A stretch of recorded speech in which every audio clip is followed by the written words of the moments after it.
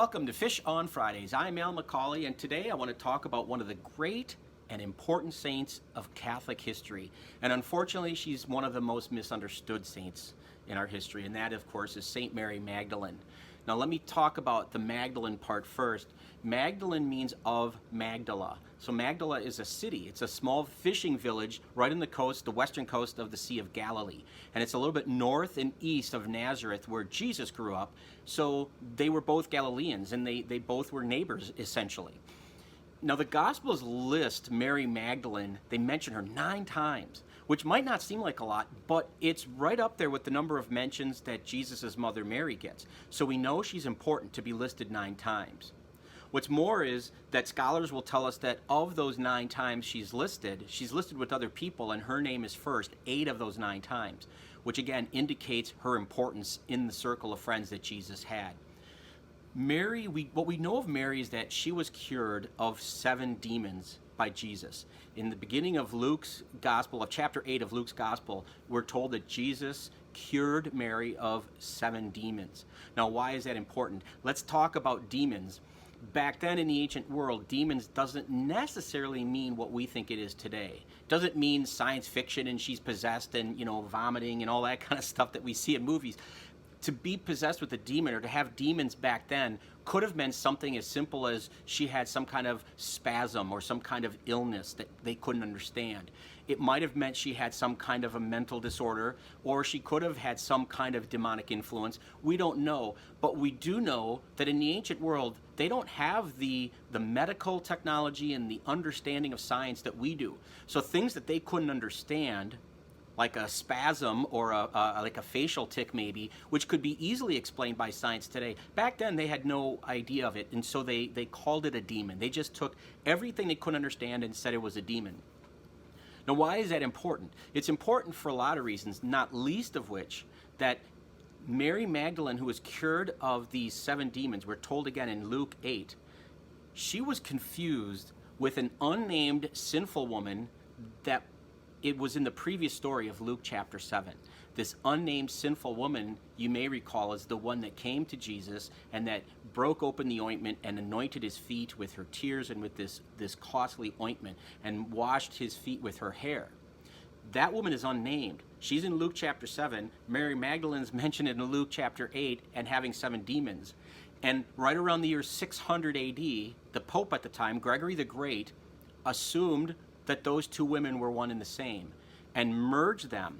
And it's at that point, that's the demarcation in history where people started to think of Mary Magdalene as a prostitute, a repentant prostitute that Jesus forgave and was in the company of Jesus up until the point certainly of his crucifixion and beyond.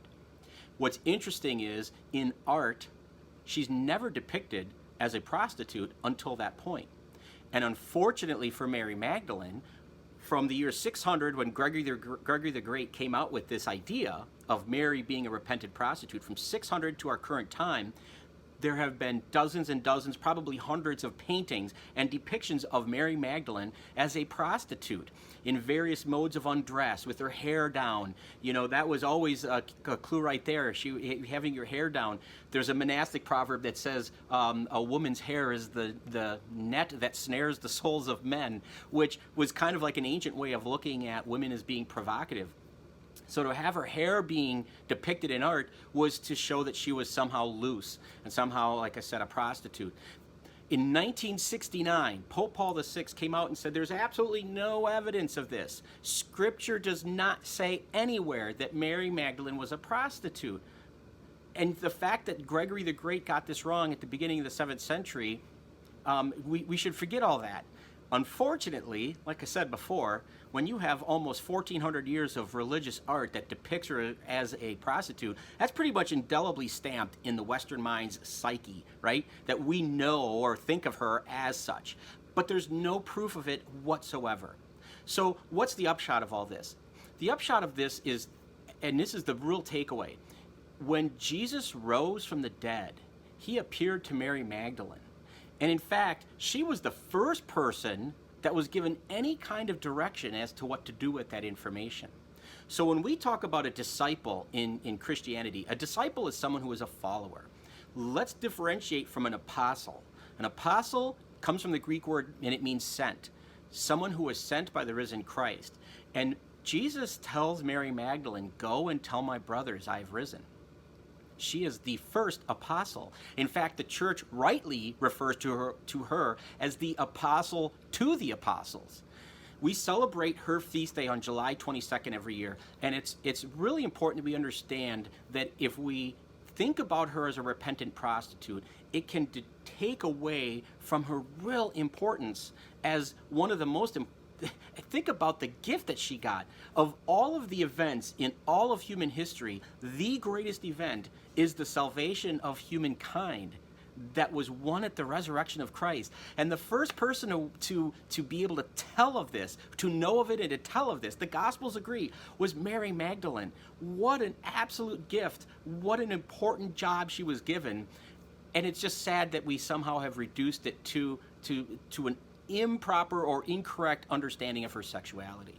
Mary Magdalene is very, very important. Someone to think about if you have ever felt marginalized or reduced to something other than what your worth is.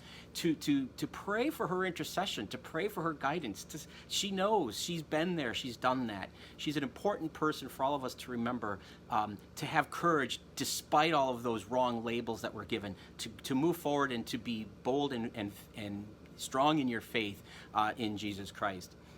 I appreciate you watching. I hope this has been helpful. As always, if you have comments or suggestions, feel free to leave them. And as always, if you know someone who may benefit from this video, please feel free to share it. I hope you'll tune again for Fish on Fridays in the future.